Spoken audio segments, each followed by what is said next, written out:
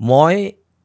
বা আমি যেতিয়ালৈকে উজনি অসমত আছোঁ উজনি অসমত না মুছলমান বাংলাদেশী না হিন্দু বাংলাদেশী দপদপনি হ'বলৈ দিম সেইটো স্পষ্ট কথা জাতীয়তাবাদ সেইটো আমি মাৰ খাই জীয়াই নাথাকোঁ আৰু বহুত হ'ল আৰু আজি আপুনি চাওক ঢিঙত এজনী ছোৱালী ৰেপ কৰি দিছে বাংলাদেশীয়ে হা সেই ছোৱালীজনীক ৰেপ কৰি দিয়াৰ পিছত তাইক লৈ ৰাজনীতি হ'ব লাগে এজনী খিলঞ্জীয়া ছোৱালীক ৰেপ কৰাৰ পিছত আমি কি কৰিব লাগিছে আমি গৈছোঁ ঢিঙলৈ আমি ঢিঙত গৈছোঁ উত্তাল প্ৰতিবাদ কৰিছোঁ কিন্তু বাকীটো মানুহবোৰ চব ঘৰত বহি থাকিলে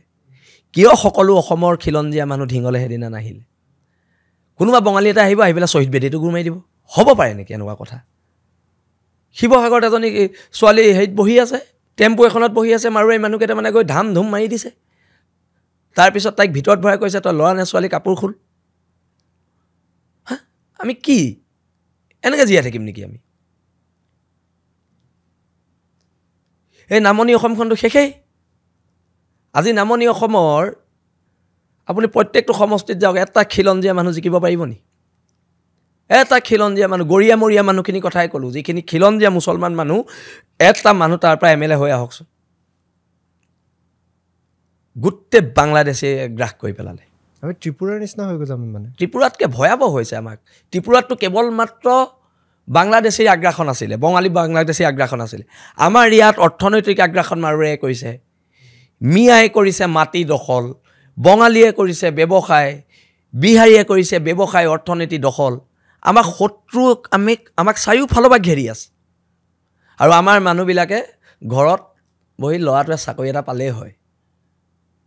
এইটো চিন্তাতে অসমীয়া মানুহবোৰ আছে আমি কম্পিট কৰিব পাৰিম নে কিয় নোৱাৰিম আমি 17 বাৰ মোগল হৰুৱাইছোঁ আমি কিয় নোৱাৰিম যদি প্ৰেক্টিকেলি চাওঁ আজিৰ তাৰিখত প্ৰেক্টিকেলি পাৰিম চৰকাৰে সহায় কৰিব লাগিব তাত আপুনি কি ভাবে যে এতিয়া মাটিবিলাক যে বাংলাদেশীয়ে দখল কৰি থৈছে এইবোৰ চব খালী কৰি দিয়ক আৰু চৰকাৰক মই অনুৰোধ জনাইছোঁ পুলিচ পঠিয়াব নালাগে আমি যাম আজি ঢিং অঞ্চলত আপোনাৰ কি হৈছে মই কৈছোঁ ন প্ৰেক্টিকেল কথা ঢিঙৰ পৰা এখন গাড়ী যায় আপোনাৰ ডিমাপুৰলৈ ঢিং ডিমাপুৰ সম্পৰ্ক থাকিব পাৰে নি ঢিঙৰ পৰা এখন গাড়ী যায় ডিমাপুৰলৈ ঢিঙৰ পৰা লৈ যায় ডিমাপুৰৰ পৰা লৈ আহে ড্ৰাগছৰ বদলিত এতিয়া আপুনি ঢিঙত যদি প্ৰত্যেক ঘৰ বাংলাদেশী মানুহৰ ঘৰত আপুনি পুলিচ পঠিয়াই এটা এটা বন্দুক পাব মই আপোনাক ক'লোঁ তাত এতিয়া অসমীয়া মানুহবোৰ কি হৈছে গম পায় এটা ল'ৰাৰ যদি ক'ৰবাত নাইট ডিউটি থাকে বাকীকেইটা আহি পেলাই ঘৰত চিকিউৰিটি কৰিব লাগে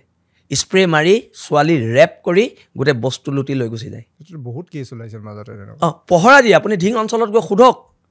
পহৰা দিয়ে আমাৰ মানুহখিনিয়ে এদিন মোক ঢিঙৰ এজন ল'ৰাই কৈছে শৃংখলদা মোৰ মাইকী মানুহ প্ৰেগনেণ্ট হৈ আছে যদি ছোৱালী জন্ম হয় মই ঘৰ মাটি বিকি ইয়াৰ পৰা গুচি যাম এইটো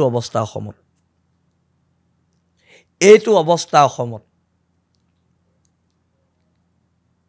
ছোৱালী জন্ম হ'লে ঘৰ মাটি বিকি গুচি যাম মানে তাই কেতিয়া ছোৱালীজনী কি অপকৰ্ম কৰিব বাংলাদেশীয়ে ঠিক নাই এই অৱস্থা হৈছে অসমত এইবিলাকক কেনেকৈ ৰোধ কৰিব পাৰিম একত্ৰিত হ'ব লাগিব মইতো কৈছোঁ এতিয়া ঢিং অঞ্চলত প্ৰত্যেক অসমীয়া মানুহৰ ঘৰে ঘৰে AK-47 দি দিব লাগে মইতো এইটো কথা একদম স্পষ্টকৈ কৈছোঁ মই আজি মুখ্যমন্ত্ৰী হৈ থকাহেঁতেন মই দি দিলোঁহেঁতেন কাৰণ প্ৰত্যাক্ৰমণ যদি আমি নকৰোঁ জাতি কিন্তু নেবাচ